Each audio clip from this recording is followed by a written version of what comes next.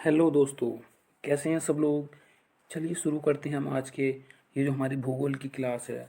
और अब से हम देखो ये यूपी टेट वगैरह सभी के लिए मोस्ट इम्पोर्टेंट है। तो हम चाहेंगे कि 10-5 दिन में जो है इस सिलेबस को जो है कंप्लीट कर लेते हैं भूगोल के को। तो इसलिए चलिए शुरू करते हैं हम आज का भारत का भूगोल। तो देखिए ये हमने जो है पूरा मैप लिया है। देखो मैप में देखो, पहले मैप देख लेते हैं उसके बाद ही हम शुरू करेंगे। ठीक है, ये देखो इधर यहाँ से शुरुआत करते हैं। ये हमारा पाकिस्तान वगैरह आ गया है। ये हमारी अरावली की पहाड़ी आ गई हैं जो कि राजस्थान में पड़ती हैं। ठीक है, ये गंगा आ गया, ये गंगा नदी आ गई, यमुना आ गई। इधर को जो ये ऊंचा ऊंचा सा हल्का सा सिलेटी कलर का ही हिमालय आ गया है। ठीक है, और ये यहाँ पे कई तरीके के देखेंगे। विंध्या दे रखी है। ठीक है, विंध्याज। और ये डेक्कन दे रखा है, प्लेट्यू दे रखा है, वेस्टर्न यानी ये क्या बोलते हैं इसको, पश्चिमी घाट दे रखा है, ये पूर्वी घाट दे रखा। तो इनको जो आपस में क्या मिलाता है, ये तमिलनाडु में आ गए, नीलगिरी की पहाड़ियाँ मिलाती हैं। तो वो बहुत छोटा छोटा जान रहे हैं हम इसके बारे में। इधर अरब सागर है। ठीक है, इधर बर्मा है। ठीक है, जो म्यांमार है। और यहाँ पे ये पश्चिम बंगाल वगैरह था, और यहाँ बांग्लादेश आ जाता है ये सब। ठीक है, और नेक्स्ट है यहाँ पे हमारी श्रीलंका आएगी। ठीक है, और इधर मालदीव। अगर पूछे कि भारत के दो पड़ोसी देश कौन से हैं, ठीक है, समुद्री रेखा से लगे हुए, तो वो आते हैं हमारे श्रीलंका और मालदीव। ठीक है, नेक्स्ट है, अब शुरुआत करते हैं। देखो ये हमारा, देखो इधर यहाँ पे ये 10 डिग्री चैनल दिया हुआ है। ठीक है, और ये देखो ये 90 डिग्री है, ये 80 है, ये 70 डिग्री है। और देखते हैं कुछ, ये देखो हमारा 20 डिग्री आ गया है यहाँ पे, और ये हमारा 30 डिग्री है इधर। ठीक है फ्रेंड, पढ़ते हैं नेक्स्ट।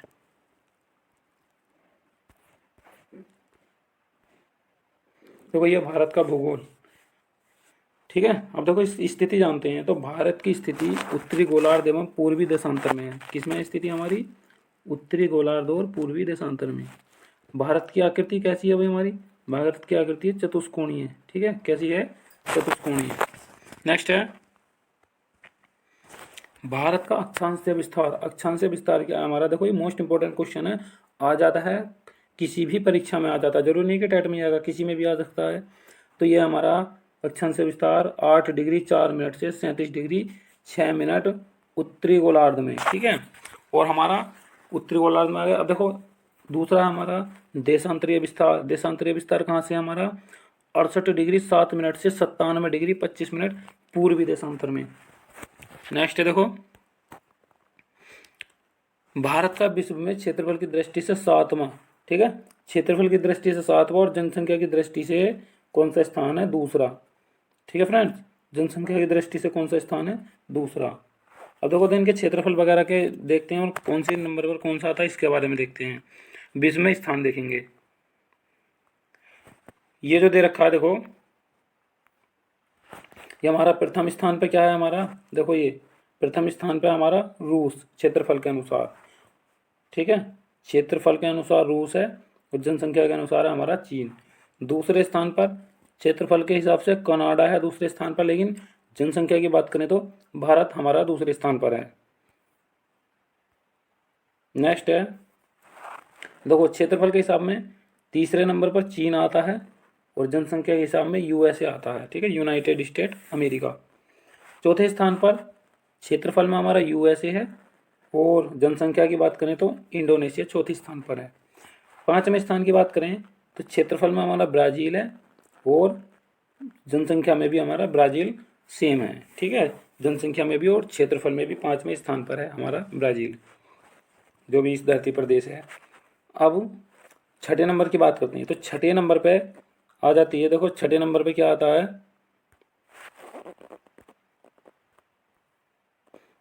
ये छठे नंबर पर आती है ऑस्ट्रेलिया। ठीक है, छठे नंबर पर ऑस्ट्रेलिया, और जनसंख्या के हिसाब में कौन है हमारा, पाकिस्तान पड़ोसी देश छठे नंबर पर। और सातवें नंबर पर देखो हमारा भारत आ गया, सातवें नंबर पर क्षेत्रफल के हिसाब से भारत, और जनसंख्या के हिसाब से कौन है, नाइजीरिया। और आठवें स्थान पर अर्जेंटीना आ गई, और आठवें स्थान पर यानी जनसंख्या के मामले में है बांग्लादेश। ठीक है, और हमारा जो सबसे ज़्यादा नज़दीकी पड़ोसी देश बांग्लादेश ही है। ये पाकिस्तान भी है। देखो और आगे बात करते हैं। भारत का कुल क्षेत्रफल 32,87,263 वर्ग किलोमीटर है, जो कि विश्व के कुल क्षेत्रफल का 2.42% है। ठीक, कितना है हमारा? देखो पहले जब वैसे तो हमारा 32,87,263 वर्ग किलोमीटर और कुल क्षेत्रफल का 2.42%। भारत में विश्व की कुल जनसंख्या का 17.5 हिस्सा निवास करता है।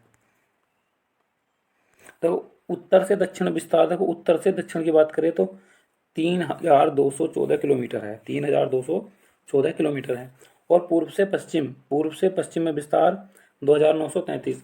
देखो उत्तर से दक्षिण 3,214 है और पूर्व से पश्चिम 2,933 किलोमीटर है। भारत का सबसे पूर्वी बिंदु कौन सा? अरुणाचल प्रदेश। ठीक है, अरुणाचल प्रदेश में बलांगू बलांगू और दूसरा नाम है इसका किबीथू, है ना।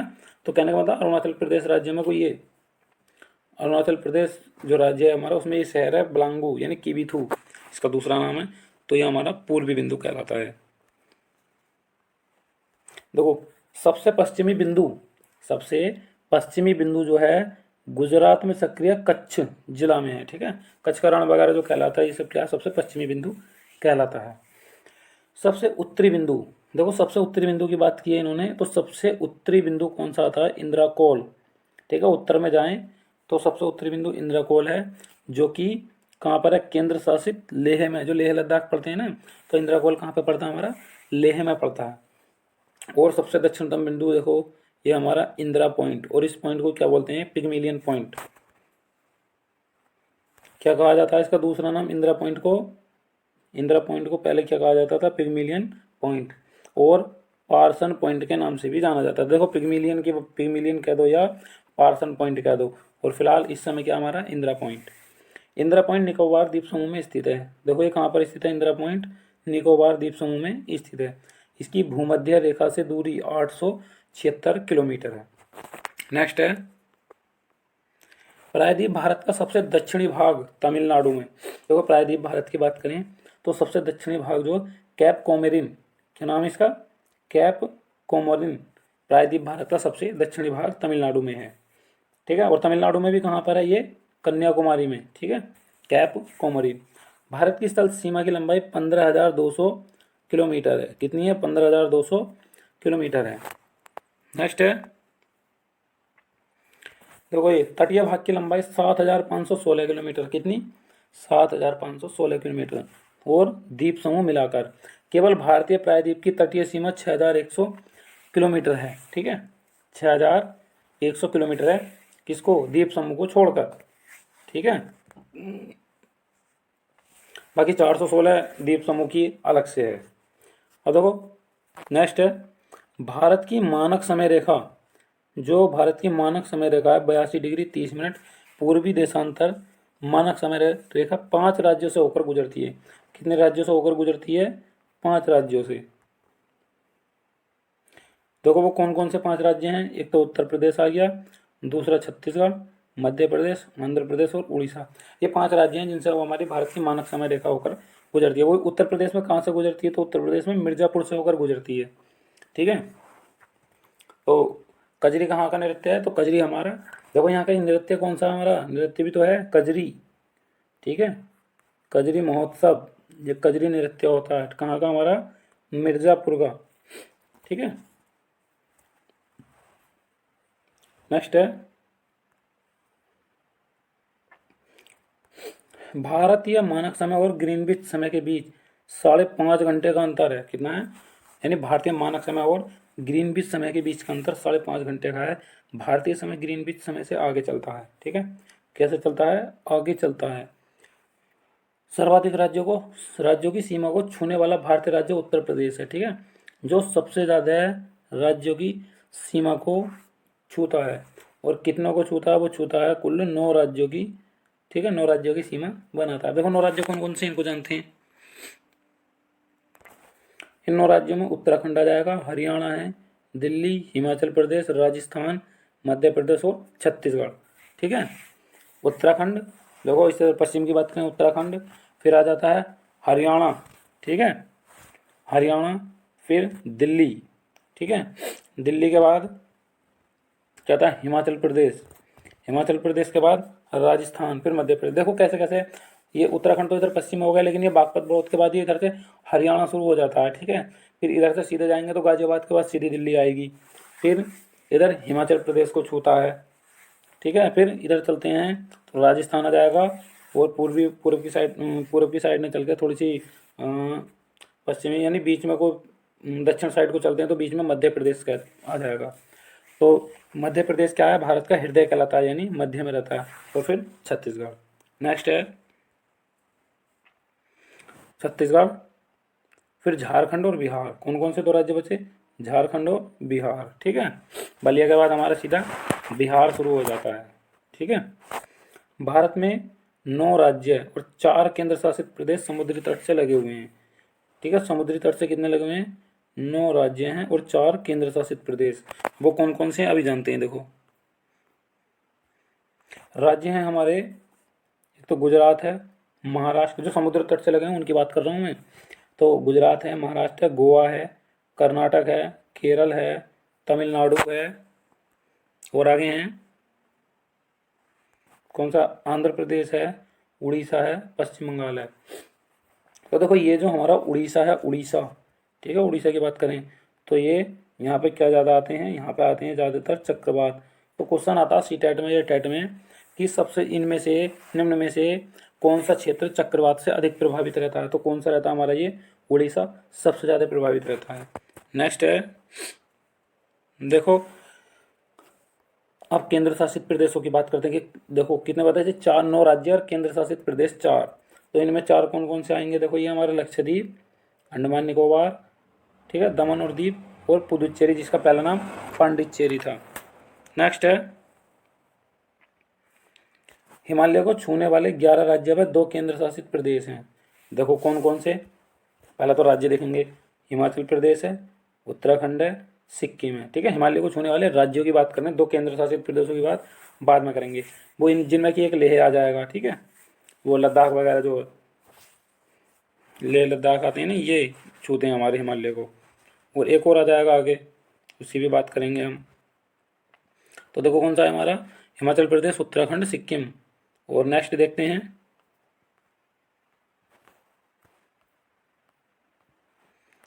सिक्किम के बाद आ जाता है हमारा अरुणाचल प्रदेश, नागालैंड, मणिपुर, मिजोरम, त्रिपुरा और मेघालय। देखते हैं इसके बाद और नेक्स्ट भी हैं, और ये आते हैं देखो असम और पश्चिम बंगाल। अब ठीक है, असम की क्या हमारी चाय प्रसिद्ध है। इसके बाद है हमारे केंद्र शासित प्रदेश। केंद्र शासित प्रदेश में कौन आता है हमारा, कौन कौन से हैं, देखो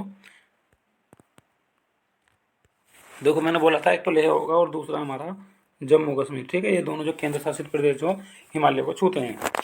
भारत के 8 राज्यों से होकर कर्क रेखा गुजरती है। देखो कौन कौन से एक ट्रिक है इसकी, गमछा झार मित्र पर। कौन सी ट्रिक है इसकी, गमछा झार मित्र पर। तो देखो वैसे लिख लेंगे, ठीक है। देखो मैं गमछा लिख रहा हूँ मैं, देखो थोड़ा छोटा छोटा लिखना पड़ेगा, गमछा, सॉरी ये जाएगा गमछा, ठीक है। गुजरात, मध्य प्रदेश, छत्तीसगढ़, ठीक है, 3 इसमें आ गए। फिर आता है झार,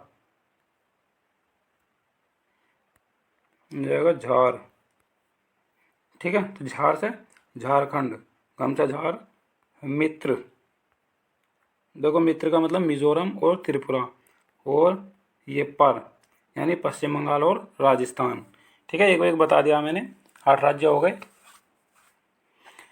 3 इसमें आ गए, 2 इसमें आ गए, 2 3 2 5 2 7 और 1 ये वाला झारखंड 8वां, ठीक है। तो कहाँ कहाँ से गुजरती है, देखो ये गुजरात से, राजस्थान से, मध्य प्रदेश से, छत्तीसगढ़ से, झारखंड से, पश्चिम बंगाल और त्रिपुरा से। 8 के 8 राज्य मैंने आपको बता दिए हैं। नेक्स्ट है, और ये मिजोरम। भारत का सर्वाधिक नगरीकृत राज्य गोवा है। देखो सबसे ज़्यादा नगरीकृत क्या है, एक तो छोटा सा तो राज्य है उसमें भी नगर है, तो सबसे ज़्यादा नगरीकृत राज्य गोवा। भारत का सबसे कम नगरीकृत राज्य हिमाचल प्रदेश। हिमाचल प्रदेश में क्या है कि घर बहुत दूर दूर बने हुए हैं। भारत का मध्य प्रदेश सबसे अधिक वन वाला राज्य है। देखो मोस्ट इंपॉर्टेंट क्वेश्चन है, मध्य प्रदेश जो है सबसे अधिक वन वाला राज्य है, ठीक है। बहुत ही ध्यान रखना है इसका, ये आराम से ईवीएस में क्वेश्चन पूछा जाएगा। और प्राइमरी की बात करें तो, लेकिन मैं जूनियर के लेवल से पढ़ा रहा हूँ थोड़ा सा। तो भारत का हरियाणा सबसे कम वन वाला राज्य है, ठीक है। हरियाणा जो है सबसे कम वन वाला राज्य है। सबसे ज़्यादा की बात करें तो मध्य प्रदेश, और कम वाले की बात करें तो हरियाणा, ठीक है। नेक्स्ट है भारत का मौसिनराम, मासिनराम कह देते हैं इसको, जो कि कहाँ पर है हमारा, मेघालय में सबसे अधिक वर्षा, ठीक है। मासिनराम में क्या होती है, हमारी सबसे अधिक वर्षा होती है। भारत के केंद्र शासित प्रदेश लेह में सबसे कम वर्षा होती है, ठीक है। सबसे कम वर्षा होती है कहाँ पर, लेह में। और अधिक वर्षा मासिनराम यानी मेघालय। मेघालय का मतलब ही मेघों का घर होता है, यानी बादलों का घर, और जहाँ बादलों का घर होगा वहीं पर ज़्यादा वर्षा होगी। नेक्स्ट है अरावली, अरावली पर्वत। देखो क्वेश्चन आता है सबसे प्राचीन पर्वत श्रृंखला। तो सबसे प्राचीन पर्वत श्रृंखला की बात करें तो अरावली पर्वत श्रृंखला जो सबसे प्राचीन पर्वत श्रृंखला मानी जाती है। मानी क्या है ही, हिमालय पर्वत नवीन पर्वत श्रृंखला है, यानी कि हिमालय से पहले भी, हिमालय से पुरानी जो वो हमारी अरावली पर्वत श्रृंखला है। तो हिमालय कैसी होगी, नवीन पर्वत श्रृंखला, ठीक है। नेक्स्ट है भारत के अंतर्राष्ट्रीय सीमाएं और पड़ोसी देश। अब देखो कौन कौन से होते हैं। भारत के कुल, तो क्या भारत की कुल 15,200 किलोमीटर सीमा रेखा 92 जिलों 17 राज्यों से होकर गुजरती है, ठीक है। 92 17 याद रखना, 15,200। भारत की कुल 15,200 किलोमीटर सीमा रेखा 92 जिलों और 17 राज्यों से होकर गुजरती है। भारत की तटीय सीमा, जो भारत की हमारी तटीय सीमा है वो कितनी है, 7,516 किलोमीटर है, जो कि 9 राज्यों और 4 केंद्र शासित प्रदेशों को स्पर्श करती है, ठीक है। केवल प्रायद्वीप भारत की तटीय सीमा 6,100 किलोमीटर है, मतलब भारत की उसके द्वीपों को ना मिला गया, ठीक है। 416 उन हमारे प्रायद्वीप, उनकी प्रायद्वीप की है। भारत के मात्र 5 राज्य ऐसे, कितने राज्य, भारत के मात्र 5 राज्य ऐसे हैं जो किसी भी अंतर्राष्ट्रीय सीमा रेखा और तट रेखा को स्पर्श नहीं करते हैं। कौन कौन से हैं वो, देखो पांचों के पांचों राज्य हैं, हरियाणा, मध्य प्रदेश, झारखंड, छत्तीसगढ़ और तेलंगाना। ये जो किसी भी देश की सीमा से नहीं लगते हैं। हमारा उत्तर प्रदेश भी लगता है किससे, उत्तर प्रदेश लगता है हमारे नेपाल से, ठीक है। नेक्स्ट है भारतीय राज्यों में गुजरात की तटरेखा सर्वाधिक लंबी है, इसके बाद आंध्र प्रदेश की तटरेखा है। त्रिपुरा 3 तरफ से, देखो त्रिपुरा बोलते हैं ना, 3 तरफ से घिरा हुआ, 3 तरफ से बांग्लादेश से घिरा राज्य है, कौन, हमारा त्रिपुरा। भारत के 7 पड़ोसी देश भारत की थल सीमा को स्पर्श करते हैं, कितने, 7। देखो वो 7 कौन कौन से हैं हमारे, देखो नंबर 1 पाकिस्तान, नंबर 2 चीन, नेपाल, बांग्लादेश, भूटान, ठीक है, म्यांमार और अफगानिस्तान। ये किसको करते हैं, इस थल सीमा से लगते हैं, जो भारत के पड़ोसी देश हैं। नेक्स्ट है भारत की सबसे अंतर्राष्ट्रीय सीमा, भारत की सबसे लंबी अंतर्राष्ट्रीय सीमा किसके साथ लगती है, हमारी बांग्लादेश के साथ लगती है। भारत की सबसे छोटी अंतर्राष्ट्रीय सीमा रेखा अफगानिस्तान के साथ, ठीक है, साझा करें, जो केवल 80 किलोमीटर, यानी भारत से अफगानिस्तान 80 किलोमीटर दूर है, ठीक है। नेक्स्ट है भारत के 2 पड़ोसी देश जो भारत की तटीय सीमा रेखा के साथ जुड़े हुए हैं। देखो बहुत मोस्ट इंपोर्टेंट क्वेश्चन है, और ये आता ही आता है, ये सुपर टेट का इतना अच्छा क्वेश्चन है, बहुत ही अच्छा। तो भारत के 2 पड़ोसी देश जो भारत की तटीय सीमा के साथ जुड़े हुए हैं, कौन कौन से हैं वो हमारे, एक तो श्रीलंका और मालदीव, ठीक है। पीछे ही प्रधानमंत्री नरेंद्र मोदी जी ने मालदीव की यात्रा की थी, ठीक है, इलेक्शन जीतने के बाद, जो हमारे 2019 का चुनाव जीते थे, तो 2 देशों की यात्रा की थी, कहाँ की, श्रीलंका की और मालदीव की, ठीक है। इन 2 देशों की यात्रा पीएम ने की थी। ये ऐसे देश जो थल और जल दोनों से सीमा बनाते हैं, ठीक है। नेक्स्ट देखो थल और जल से कौन कौन सा बनाते हैं, देखो पाकिस्तान भी बनाता है, बांग्लादेश और म्यांमार, ठीक है। ये जो है थल से भी सीमा बनाते हैं और जल से भी सीमा बनाते हैं।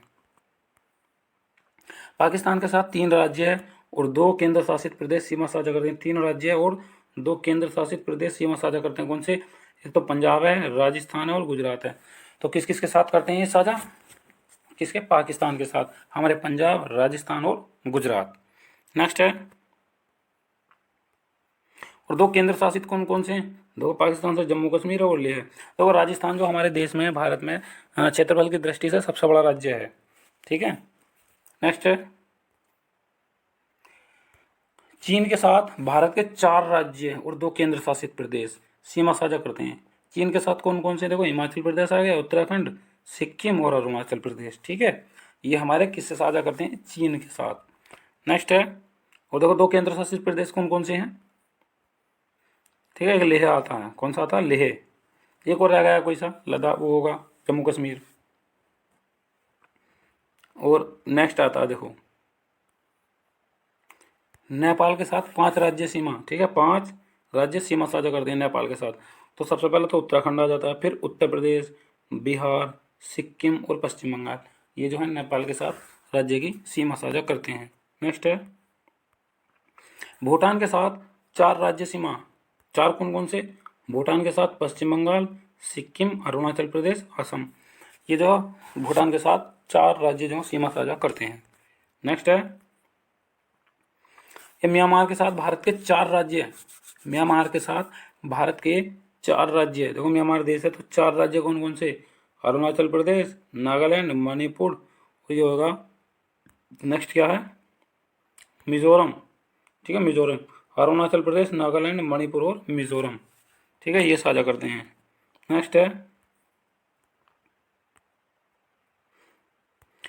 अफगानिस्तान के साथ भारत का एक केंद्र शासित प्रदेश सीमा बनाता है और 80 किलोमीटर है, वो भी कौन सा है, लद्दाख।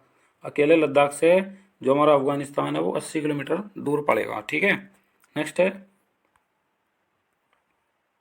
ये पाक जलडमरू मध्य, कौन सा, पाक जलडमरू मध्य और मन्नार की खाड़ी श्रीलंका को भारत से अलग करती है, ठीक है। पाक जलडमरू मध्य और मन्नार की खाड़ी जो है श्रीलंका को भारत से अलग करती है। पाक जलडमरू मध्य को पाक जल संधि के नाम से जाना जाता है, ठीक है, किसके नाम से जाना जाता है, पाक जलडमरू मध्य को पाक जल संधि के नाम से भी जाना जाता है। नेक्स्ट है मैकमोहन रेखा, मैं देखो पाकिस्तान और भारत के बीच रेड क्लिफ है, भारत और चीन के बीच मैकमोहन रेखा, ठीक है। मैकमोहन रेखा भारत और चीन के बीच में स्थित है। यह रेखा 1914 में शिमला समझौते में, कौन से में, शिमला समझौते में निर्धारित की गई थी। 1886 में से सर डूरंड द्वारा, सर रेड क्लिफ जो खींची गई थी सर रेड क्लिफ द्वारा, और ये जो है हमारी क्या है हमारी ये मैकमोहन रेखा, ये सर डूरंड द्वारा भारत और अफगानिस्तान के बीच में डूरंड रेखा स्थापित की गई थी। और यह रेखा अब अफगानिस्तान और पाकिस्तान के मध्य, नहीं है गलत दे रखा भाई, देखो हाँ सॉरी सही दे रखा, अफगानिस्तान और पाकिस्तान के मध्य में है, ठीक है। ये जो डूरंड रेखा है हमारी अफगानिस्तान और पाकिस्तान के मध्य में है, ठीक है। और मैकमोहन रेखा भारत और चीन के बीच में है। भारत और पाकिस्तान के बीच देखो ये रेड क्लिफ आ गए हैं, भारत और पाकिस्तान के बीच रेड क्लिफ रेखा है। रेड क्लिफ रेखा का निर्धारण 15 अगस्त 1947 को सर सिरिल रेड क्लिफ की अध्यक्षता में सीमा आयोग द्वारा किया गया था, ठीक है। सो फ्रेंड्स देखो ये भूगोल में आज के लिए जो हमारे भारत का भूगोल था आज के लिए इतनी जानकारी काफ़ी है। अगर वीडियो पसंद आई हो तो वीडियो को लाइक करो और चैनल को सब्सक्राइब करना ना भूलें। और ये मैं आपको भरोसा दिलाता हूँ कि आपका भूगोल का सिलेबस टोटल कंप्लीट करा कर जाऊँगा जितना भी यूपी टेट में आएगा। सो फ्रेंड्स आई होप आपको दी गई जानकारी पसंद आई होगी। सो थैंक यू, जय हिंद।